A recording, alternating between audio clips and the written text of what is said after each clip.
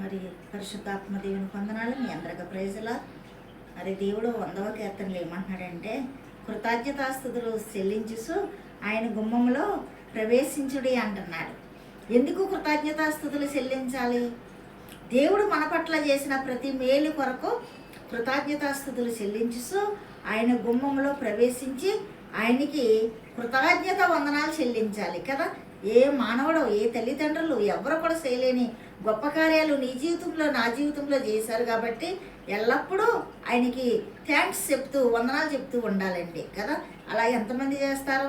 కుష్ఠరోగులు చూడండి, 10 మంది కుష్ఠరోగులు కూడా స్వస్థత ఇవ్వాలి. కానీ స్వస్థపడ్డాక అందులో ఒక అతనే కృతజ్ఞత కలిగి ఉన్నాడు. అందరూ లేరు, మళ్ళీ అందరూ లోకంలో కలిసిపోయారు. మనం అలా కాదు, ప్రత్యేకింపబడిన బిడ్డలుగా మనల్ని ఏర్పరచుకున్నాడు కాబట్టి ఆయన చేసిన మేలుని జ్ఞాపకం చేసుకుంటూ ప్రార్థనలో ఎల్లప్పుడూ కూడా ఆయన పాదాల చెంత పడి కృతజ్ఞతాస్తుతులు స్తోత్రాలు చేసే వ్యక్తులుగా మనం ఉండాలని ఆయన కోరుతున్నాడు. కాబట్టి గుమ్మం అంటే ఆయన సన్నిధి, ఆ ఆలయం, ఆయన మందిరం.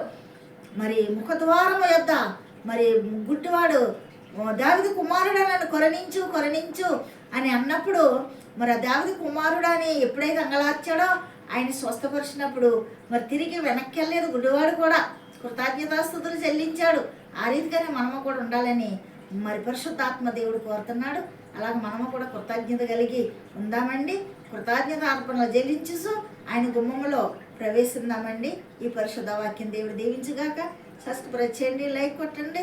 అన్న మనిషి గురించి మీరు అందరూ ప్రార్థించండి. ఆమేన్.